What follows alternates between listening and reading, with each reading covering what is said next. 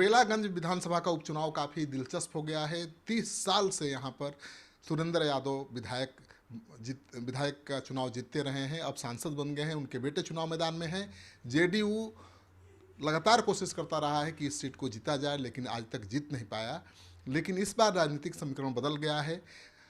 JDU ने मनोरमा देवी को उम्मीदवार बनाया है और जेडीयू ने अपने सबसे तेज तर्रार नेता अशोक चौधरी को यहाँ का प्रभार दिया है। तो अशोक चौधरी यहाँ पर डेरा डाले हुए हैं और यहाँ के तमाम जो स्थानीय नेता हैं, कार्यकर्ता हैं, उनसे मिल रहे हैं, उनको समझा रहे हैं, रणनीति बना रहे हैं और उस पर कार्य करने के लिए उनको तैयार कर रहे हैं। तो लगातार यहाँ पर कैंप किए हुए हैं अशोक चौधरी। बात करते हैं कि आखिर क्या ये यहाँ खूंटा आरजेडी का ये उखाड़ पाएंगे क्या? चौधरी जी, आप कैंप किए हुए हैं, आरजेडी का खूंटा उखाड़ पाएंगे जो 30 साल से गड़ा हुआ है? देखिए, हम लोग किसी का न खूंटा लगाने आते हैं न उखाड़ने आते हैं। हम लोग प्रजातंत्र के इस पर्व में अपनी भूमिका का जिम्मेवारी के साथ निर्वहन करते हैं। हमारे नेता ने इस बिहार को 22,000 करोड़ के बजट से 2,80,000 करोड़ का बजट बनाया और पूरी तरह से बिहार का मूल चूल परिवर्तन हुआ। शिक्षा के क्षेत्र में, मूलभूत संरचना के क्षेत्र में, सामाजिक सरोकार के क्षेत्र में। ये बिहार जब नेता को मिला था, उसके पहले इस बिहार में 118 नरसंहार हुए थे जातीय उन्माद का, अगड़ा पिछड़ा का, दलित पिछड़ा का। ये पूरा मगध का इलाका पूरा नक्सल के कब्जा में था और नक्सल अपने प्रकाष्ठा पर था। कोई लोग, बड़े लोग जो यहाँ जो लोग ज़मीन था, वो लोग खेत में नहीं जाते थे, लोग पटना भाग गए थे, गया भाग के रहते थे, कोई गांव में रहता नहीं था और ज़मीन सब पड़ती रह जाती थी। यहाँ का कृषि का जो आउटपुट था, एग्रीकल्चर आउटपुट भी अपने लोएस्ट पर था और उस पूरे मगध को, इलाके को माननीय नेता ने बदलने का काम किया। आज कहीं नक्सलवाद नहीं है, आज कहीं जातीय उन्माद नहीं है। एक घटना जातीय उन्माद का 19 वर्ष में नीतीश कुमार के राज्य में नहीं हुआ पूरे बिहार में। ये तो पूरा शाहाबाद, मगध और नवादा और जमुई तक का पूरा इलाका ग्रस्त था। तो हम तो ये कह रहे हैं कि 35 साल आपने उनको दिया और 35 साल में आपने उनको विधायक बना के रखा और आपने आशीर्वाद दिया कि वो जो एमपी बन गए। लेकिन 35 साल में क्या बेला उस तरह से डेवलप हुआ जिस तरह से बाकी क्षेत्र डेवलप हुए? उस तरह से सौहार्द का वातावरण यहाँ पर है जिस तरह से और बाकी विधानसभा का है? उस तरह का यहाँ पर एग्रीकल्चर से लेकर डिफरेंट सेक्टर्स में काम हो पाया?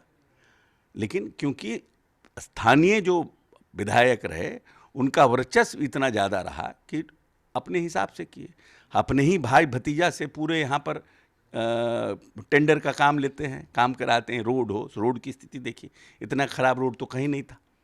तो खुदे काम करना, खुदे एमएलए बनना, खुदे एमपी बनना। तो हम नारा तो इतना ही नारा है कि 35 साल उनको दिए, 1 साल हमको दीजिए। अगले साल हमारा चुनाव, इससे न सरकार बनना है न बिगड़ना है।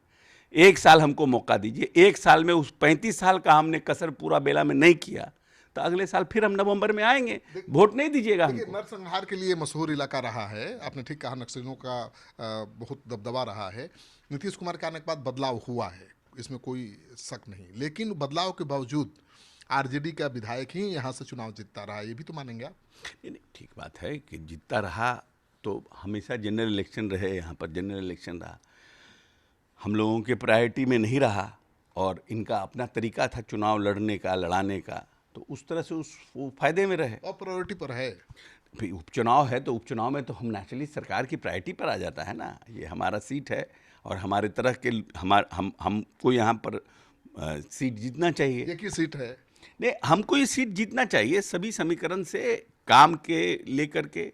अब आप कभी जीवन में सोच सकते थे इतने बरस से जिस क्या नाम है, हम फल्गु में हम पिंडदान के लिए आते हैं, हमारे फल्गु के पिंडदान का महत्व हमारे पुराणों में है। उस फल्गु नदी में जल नहीं रहता था और नेता ने गंगा जल गया को ला दिया। कितनी बड़ी बात है, इतिहास लिखा जाएगा ना। अब वैसे जगह पर जनता दल यूनाइटेड जीते नहीं।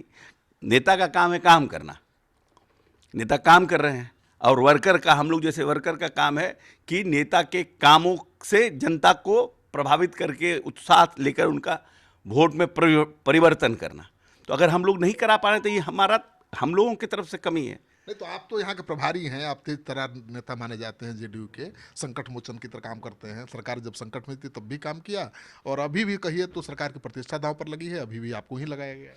नहीं, अब देखिए, लगाया तो सब बहुत लोग लगे हैं, ये कहना गलत है कि सिर्फ मैं ही लगा हूँ। पूरी टीम काम करती है। जब चुनाव होता है तो पूरी टीम, पार्टी की टीम काम करती है। उस टीम के हम भी एक मेंबर हैं, हम भी प्रयास कर रहे हैं।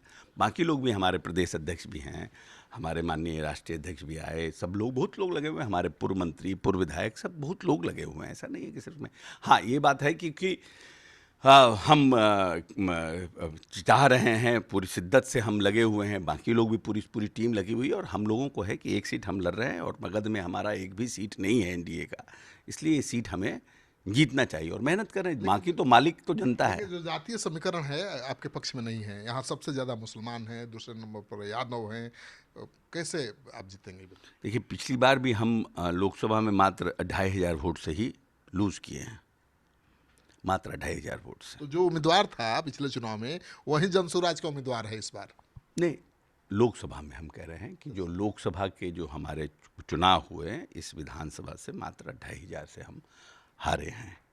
तो हमको लगता है कि 15-20 हज़ार रिकवर करना बड़ी बात नहीं है। लेकिन जो उम्मीदवार है जनसुराज का, वो तो जेडीयू के टिकट पर 2 बार चुनाव लड़ चुका है, अल्पसंख्यक है, अल्पसंख्यकों के बीच में लोकप्रिय है, तो उसका फायदा मिलेगा? लगता है जनसुराज की तरफ मुसलमान जाएंगे तो उसका फायदा आपको मिलेगा? नहीं, लड़ाई हमारे और मनोरमा जी के बीच में है। जो स्वराज इन चारों सीट में कहीं स्टैंड नहीं कर रहा है। 2-4-5 हज़ार वोट ले लें, वो दूसरी बात है। जनसुराज ना हमें इम्पैक्ट कर रहा है, जनसुराज हमें नुकसान कर रहा है, ना जनसुराज हमें फ़ायदा कर रहा है। वो अपना लड़ रहे हैं, अपना घूम रहे हैं, वो दूसरी बात है। हमारी लड़ाई सीधे और स्ट्रेट, हमारी लड़ाई आरजेडी से है, और आरजेडी को हम लोग अच्छी तरह से इस चुनाव में हराएंगे। मनोरमा देवी को आप लोगों ने उम्मीदवार बनाया है, उन पर भी तो आरोप है नक्सलियों से संबंध रखने का, उनके पति के खिलाफ भी ऐसा ही आरोप था, एनआईए का रेड हुआ। देखिए, ये सब तो उनको रोकने का प्रयास किया गया, तभी ना एनआईए का जो जिसने रेड किया उस पर सीबीआई ने छापा किया और उसको गिरफ्तार किया, उसको भीतर भेजा।